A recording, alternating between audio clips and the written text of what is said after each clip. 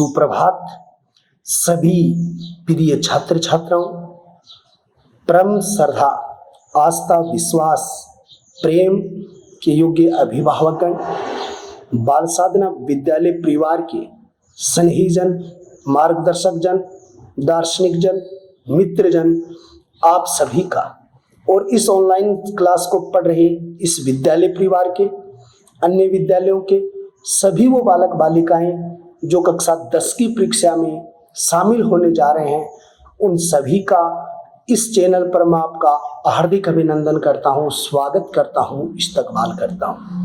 आज 25 जुलाई की क्लास तक, वैश्विक महामारी तक, बढ़ रहे इसके पंखों तक आपके परिवार तक नहीं पहुंच पाए, आपका परिवार सुरक्षित रहे और आपकी ये क्लासें आपके जीवन के लिए कारगर सिद्ध हो, ऐसी परमपिता परमेश्वर से, माँ श्वेतांबरी से और माँ दुर्गा भवानी से मैं आपके जीवन की कुशल मंगल कामना करता हूँ और ढेर सारी शुभकामनाएं देता हूँ। प्रिय बच्चों, आज हमारा नया लेसन शुरू हो रहा है, अध्याय नंबर 13 और 13वें नंबर के अध्याय का जो बिंदु है वो है परिवहन और संचार के साधन।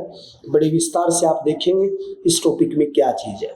सबसे पहली चीज ये क्या है, परिवहन। एक छोटे रूप में अगर हम इस परिवहन को शब्दावली के रूप में लिखते हैं तो परिवहन शब्द का अर्थ होता है आवागमन। क्या चीज होती है, आवागमन शब्द होता है कि परिवहन शब्द का अर्थ क्या होता है, आवागमन होता है। आवा व गमन, गमन का अर्थ होता है जाना, आवा का मतलब होता है आना, तो आवागमन इसका अर्थ होता है। देखिए अब क्या है, वस्तुओं तथा सेवाओं की आपूर्ति स्थलों से मांग वाले स्थानों तक पहुंचाने के संसाधनों को परिवहन के संसाधन कहा जाता है। मान के चलिए ये आपका उद्योग है और ये आपका मुंबई शहर है। कौन सा शहर है, मुंबई शहर है। यहाँ से निकलकर ये गांव है, ये राजस्थान का कोई लुधियाना का ये गांव है और यहाँ मुंबई से निकलकर इन क्षेत्रों को आप जोड़ रहे हो, इन क्षेत्रों को आप जोड़ रहे हो और इन क्षेत्रों को जोड़कर आप इन सभी को एक सर्किल में एक स्थान पर लाने का प्रयास कर रहे हो, इसे आप परिवहन के संसाधन कहते हैं। अब देखिए यहाँ से बनता है क्या, कच्चा माल।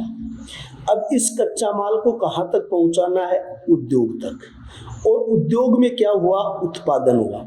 उस उत्पादन को कहाँ तक पहुँचाना है, बाजार तक।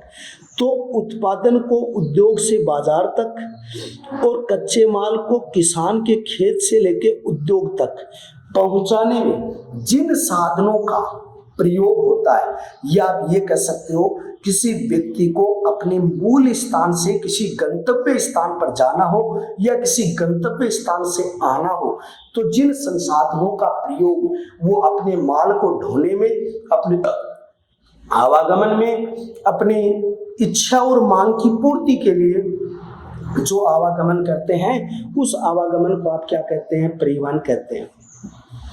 परिवहन देश की अर्थव्यवस्था का मूल ढांचा है।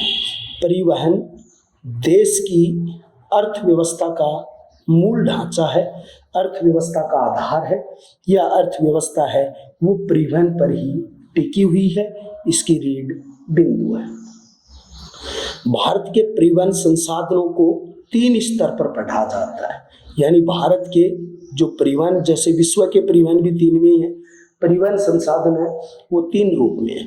एक आता है स्थल परिवहन जिसको आप सड़क परिवहन कहते हैं, एक जल परिवहन जिसको आप जहाज रानी परिवहन कहते हैं, और एक वायु परिवहन जिसको आप यानी हवाई परिवहन करते हैं।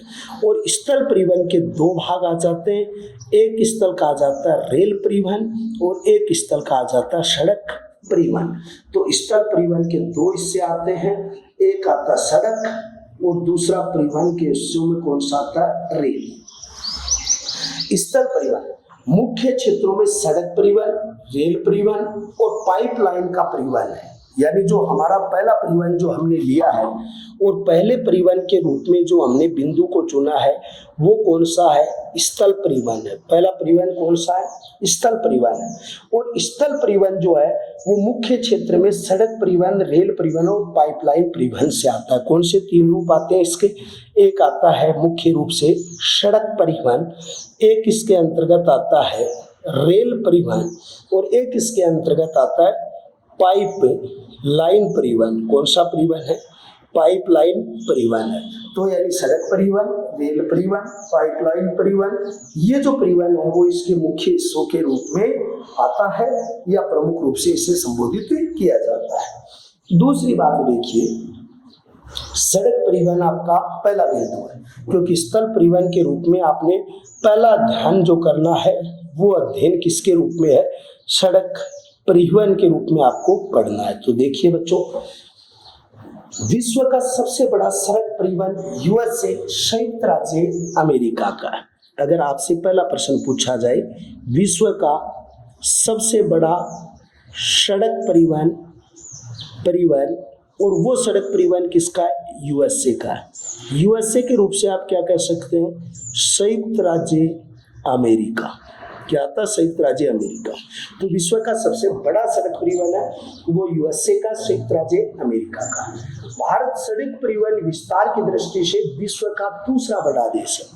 भारत सड़क परिवहन की दृष्टि से, सड़क परिवहन की दृष्टि से विश्व का दूसरा बड़ा देश है। दृष्टि से विश्व का दूसरा बड़ा देश है, दूसरा बड़ा देश है। तो विश्व का सबसे बड़ा सड़क परिवहन की दृष्टि से कौन सा है? यूएसए है, संयुक्त राज्य अमेरिका। भारत सड़क परिवहन की दृष्टि से विश्व का दूसरा बड़ा देश है। सड़क परिवहन ने भारत में सामाजिक एकता, सांस्कृतिक एकता को एक स्वरूप किया है। यानी जो सड़क परिवहन है, इस सड़क परिवहन ने भारत की सामाजिक एकता, भारत की सांस्कृतिक एकता में हमारा कल्चर आता है, हमारे नृत्य, गाने, धर्म, जाति आते हैं, और सामाजिक एकता में हमारे समाज की एकता और अखंडता इसके अंतर्गत आती है। और इसको इसी सड़क परिवहन ने एक स्वरूप प्रदान किया है, एक माला के रूप में इसको पिरोया है। सड़क परिवहन में 65% माल ढोया जाता है और 80% यात्री क्या करते हैं? यात्रा करते हैं। सड़क परिवहन के अंतर्गत क्या होता है? 65% जो माल है, 65% माल ढोया जाता है। क्या किया जाता है? ढोया जाता है। और 80% यात्री क्या करते हैं? यात्रा करते हैं। 80% यात्री यात्रा करते हैं। तो इनसे कितने प्रतिशत यात्री यात्रा करते हैं? 80% यात्री यात्रा करते हैं और 65% जो माल है वो इससे ढोया जाता है। सड़कों पर परिवहन 7% से 10% की दर से बढ़ रहा है।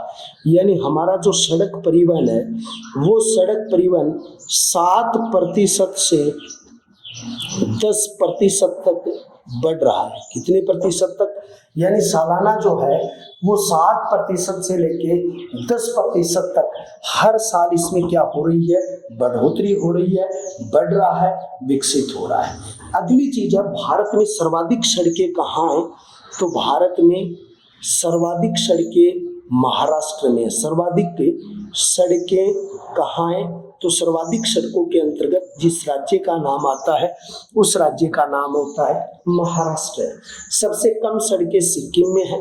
अगर सबसे कम सड़कें आपकी देखी जाए तो कम सड़कें जो हैं वो कहाँ पर आती हैं? सिक्किम में आती हैं।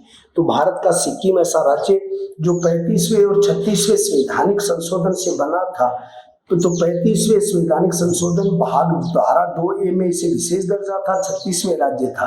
वहाँ सड़कों का सबसे कम घनत्व है, कम है सड़कें, सॉरी घनत्व की बात नहीं कर रहा, और सड़कों का सर्वाधिक विकास जो है वो महाराष्ट्र में आती है।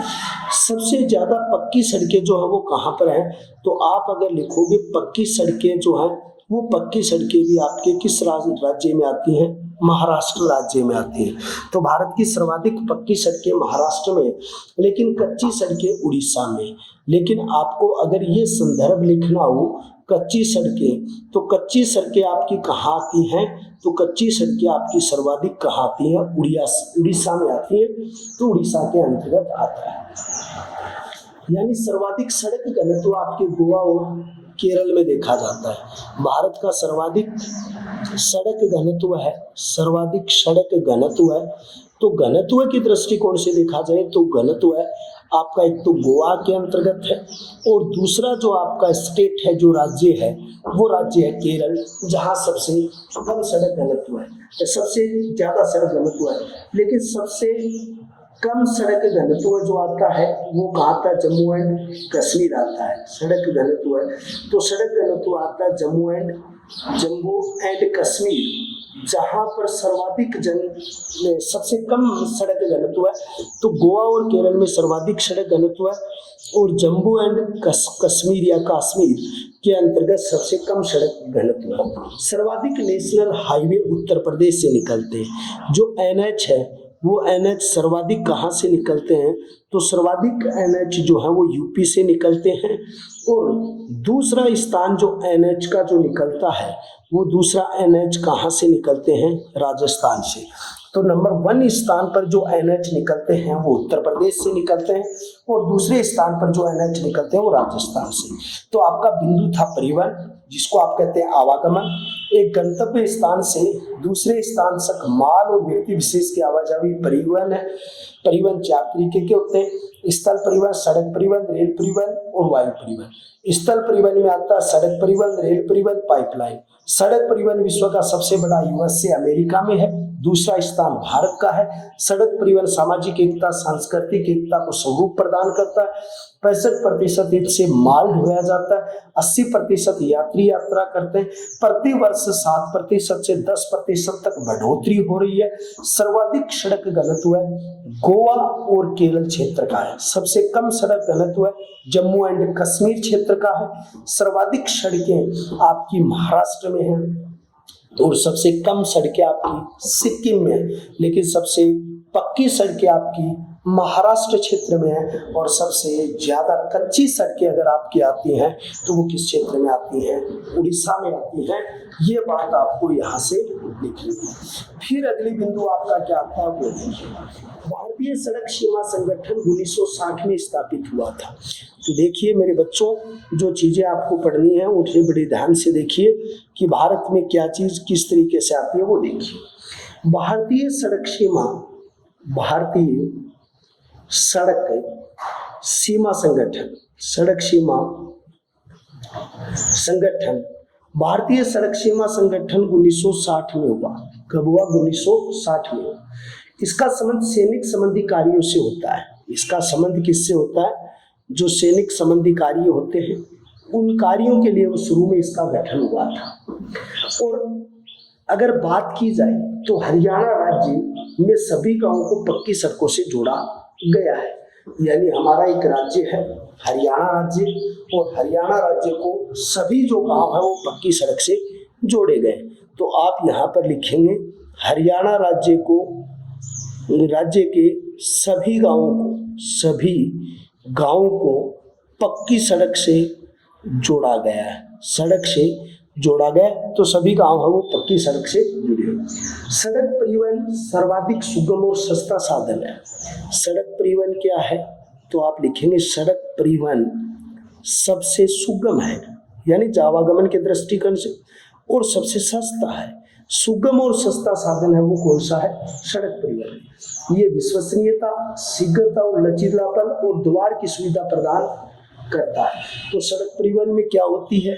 तो एक शब्द आपकी होती है विश्वसनीयता, एक तो आती है आपकी विश्वसनीयता होती है, एक आपकी इसमें क्या होती है? शीघ्रता से गमन करते हैं, एक क्या होता है? लचीलापन इसके अंतर्गत होता है, और एक द्वार तक क्या है? द्वार तक सुविधा प्रदान करता है। क्या प्रदान करता है? सुविधा प्रदान। तो हमारा जो सड़क परिवहन है उस सड़क परिवहन के अंतर्गत काफी क्या है? विश्वसनीयता है, शीघ्रता है, लचीलापन है, और द्वार तक इसकी सारी सुविधाएं उपलब्ध करवाने की इसके अंतर्गत क्या है? मुख्य रूप से इनमें व्यवस्थाएं पाई जाती है। फिर देखिए आपका सड़क परिवहन के प्रकार या सड़क के प्रकार।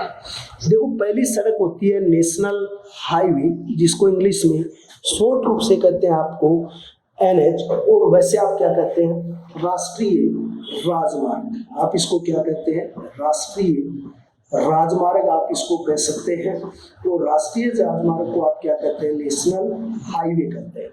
इन सड़कों के रखरखाव व वे की पूरी जिम्मेदारी केंद्र सरकार की होती है।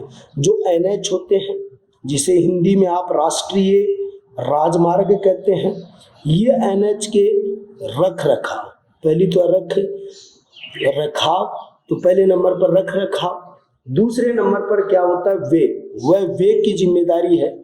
वे की जिम्मेदारी पूर्ण रूप से किसकी होती है, पूर्ण रूप से केंद्र सरकार की होती है। किसकी होती है भाई, केंद्र सरकार की होती है। तो एनएच राष्ट्रीय राजमार्ग जिसके रखरखाव की और जिसकी पूर्ण जिम्मेदारियां जो होती हैं वो सिर्फ केंद्र सरकार की होती है।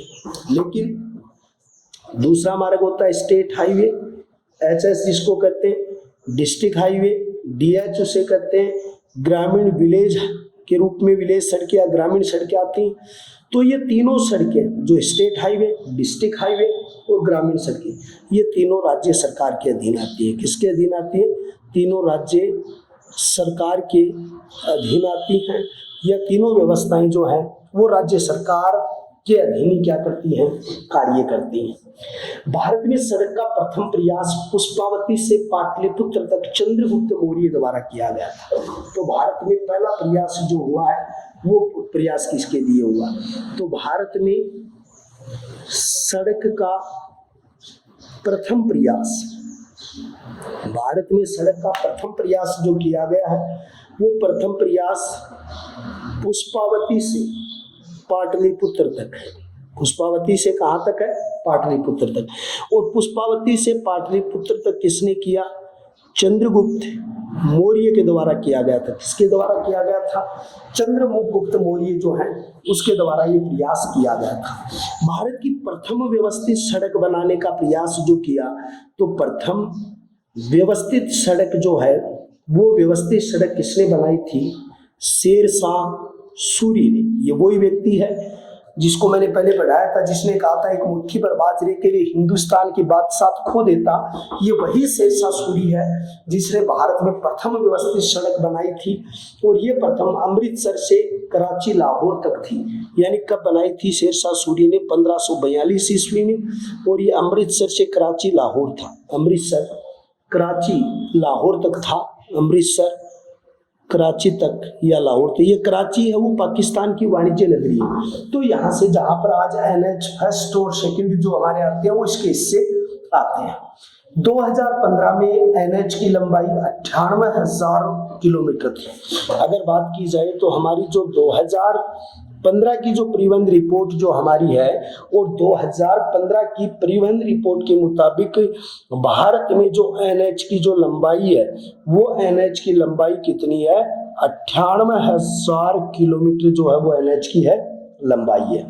फिर दूसरी बात एक आती है कि एनएच के निर्माण की जिम्मेदारी किसकी होती है, तो एनएच के निर्माण की जिम्मेदारी सीपीडब्ल्यूडी की होती है। किसकी होती है, सीपीडब्ल्यूडी की होती है, केंद्रीय लोक निर्माण विभाग द्वारा। इसकी फुल फॉर्म क्या होती है, इसका अर्थ होता है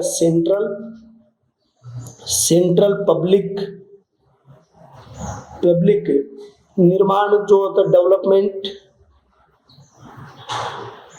और वर्क, यानी सेंट्रल पब्लिक डेवलपमेंट जो होता है जिसको आप कहते हैं केंद्रीय लोक निर्माण विभाग द्वारा, यानी डी का डिपार्टमेंट भी होता है, डिपार्टमेंट या वर्क डिपार्टमेंट कह सकते हो।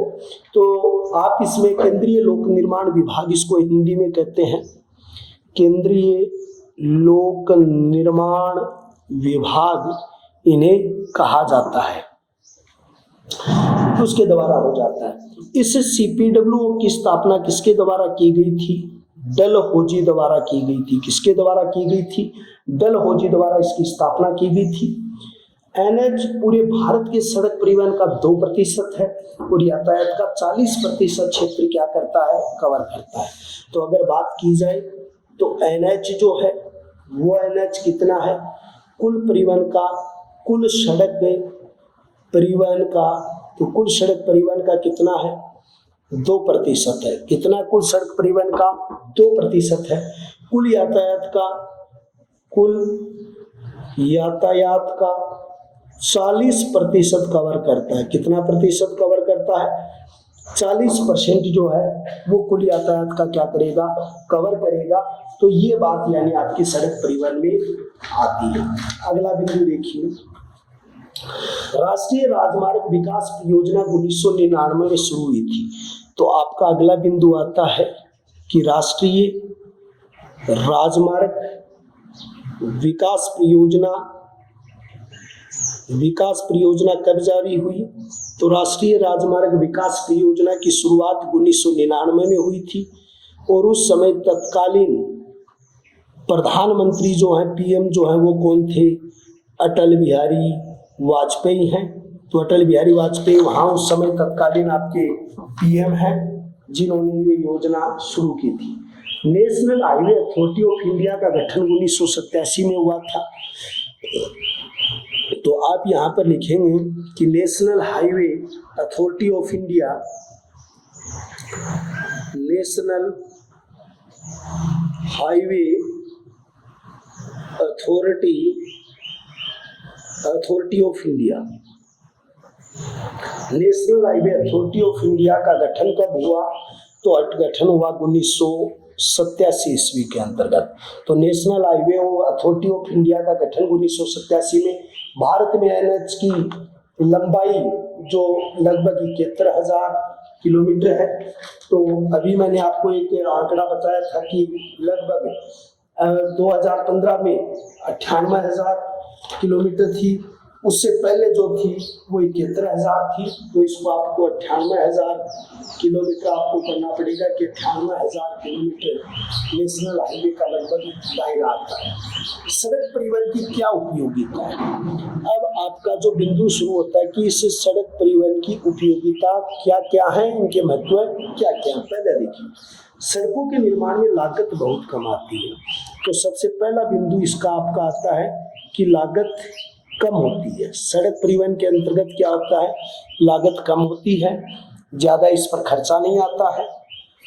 जहां पर भी आपको साधन ले जाना होता है, जो व्यवस्थित रूप से आम मजदूर हैं वो इनका निर्माण कर देते हैं।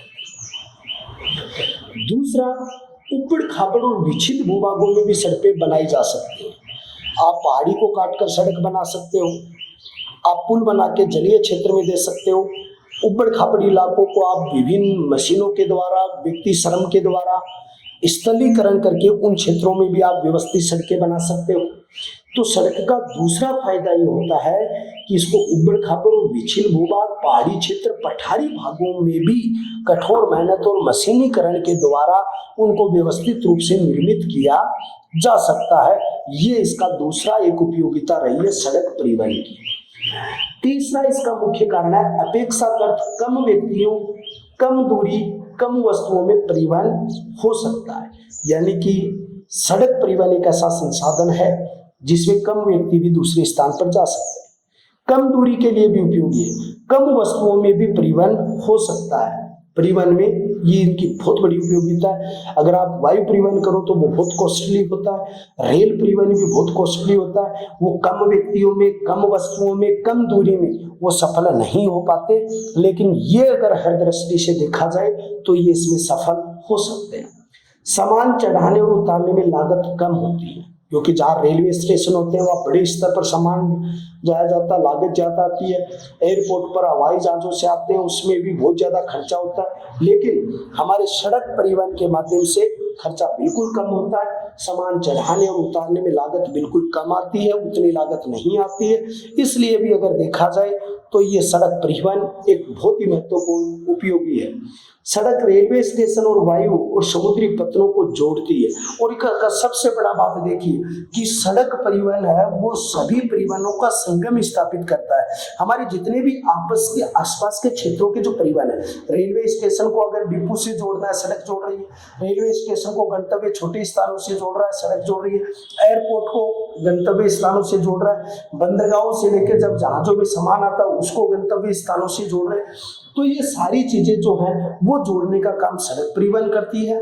तो इसका बात हुई की है कि सड़क परिवहन हमारे लिए इसीलिए उपयोगी है, इस पर लागत बहुत कम है, ऊपर खापड़ निश्चित भूभागों में बनाई जा सकती है, कम दूरी कम वस्तुओं में भी परिवहन हो सकता है, सामान चढ़ाने उतारने में लागत कम आती है, छोटे सड़कें रेलवे स्टेशन और उनके पतनों को जोड़ने में भी इसकी महत्वपूर्ण भूमिका अदा होती है। इसलिए हम कह सकते हैं कि सड़क परिवहन हमारे लिए काफी उपयोगी है। अब हमारी सड़क की नीतियां आएंगी, जैसे स्वर्णिम चतुर्भुज है, प्रधानमंत्री ग्राम सड़क योजना है, मुख्यमंत्री सड़क योजना है, उसके बाद में हमारी स्वर्णिम चतुर्भुज योजना है, उत्तर दक्षिण गलियारा योजना है। ये सारी बड़ी योजनाओं के रूप में है, जो सारी योजनाएं इसी पीरियड में संभव नहीं हो सकती है। तो कल हमारा एक नया टॉपिक होगा कि भारतीय सड़क की योजनाएं, जिसमें प्रधानमंत्री सड़क योजना, मुख्यमंत्री सड़क योजना, स्वर्णिम चतुर्भुज योजना, उत्तर दक्षिण गलियारा योजना, ये सारी चीजें हम कल पढ़ेंगे और कुछ टॉपिक हम अगले बिंदु के भी पढ़ेंगे। तब तक आप इन दी गई पीडीएफ जो मैंने इनकी पीडीएफ जो लगाई है, उन पीडीएफों को आप बड़े आराम से पढ़िए और नियमित रूप से उनका अध्ययन कीजिए। और आगामी हम फिर एक बार नए सिरे से हम जुड़ेंगे, जो हमारी आगामी क्लास जो होगी, और वो क्लास कौन सी होगी, 25 जुलाई की जो क्लास, 26 जुलाई की क्लास में आपसे मुलाकात होगी अगली योजनाओं के